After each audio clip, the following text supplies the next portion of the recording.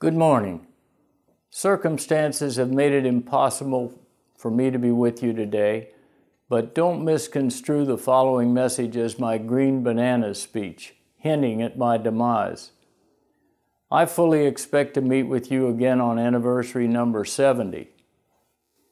61 years have rapidly gone by since I met Dr. Marion L. Scott. I was in my first year of practice at Thistledown and Randall Park. Dr. Joe Solomon also practiced there and was a colleague who had preceded me by only 3 years in graduation from Ohio State. Dr. Scott had a mixed practice in Akron, which was only a few miles away, and he attended the races regularly. It was most interesting for me to get to know Dr. Scott, for his celebrity had preceded him. He had had a part in the development of a drug made from apple peel, which had been used to stem the hemorrhage associated with exercise in racehorses. There was great interest in the drug because of the associated bright claims of efficacy, which unfortunately were not substantiated by its use. The acronym EIPH had not yet been invented, although EIPH was as important a topic then as it is today. One after another of those drugs that had been used to stem EIPH were all discarded by generations of disappointed veterinarians who had unsuccessfully used them.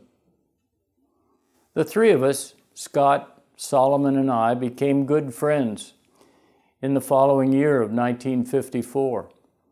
In the most casual of conversations, almost in passing, Dr. Scott asked us what we thought of forming an organization of racetrack practitioners, the purpose of which was to promote discussions of developing scientific data and to encourage collegiality among our peers.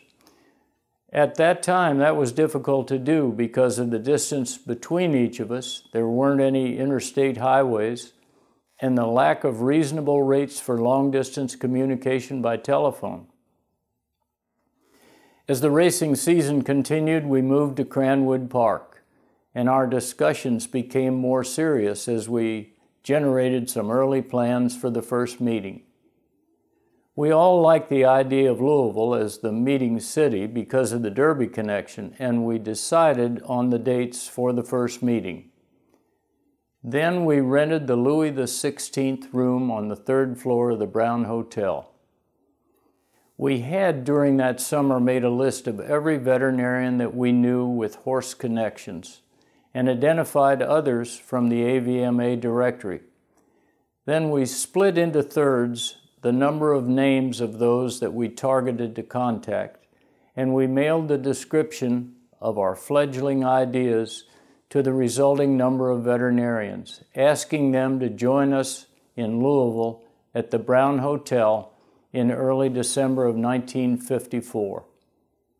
We had very little response, but undaunted, the three of us met with the 8 others that did attend that first meeting, and that was the way that it all began, 11 strong at the Brown. We elected Dr. Scott president of that organization, which we had named the American Association of Equine Practitioners.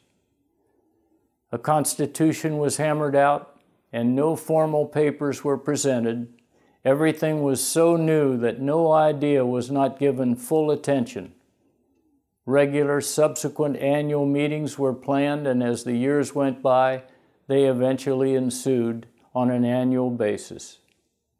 Thus began an association whose developing character and the influence it produced o'erleaped the fondest hopes we had had for its success.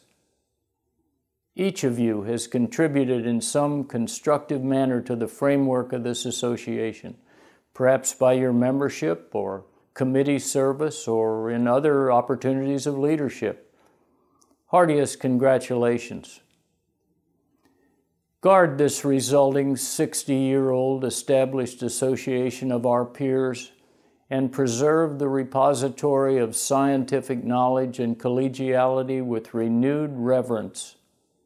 And above all, remember this: that veterinary medicine is still an art, and that each of us participates in the practice of that art, tested daily by confrontations with each new problem, and that we are the best and the only reliable source to answer these challenges because we are the horse doctors.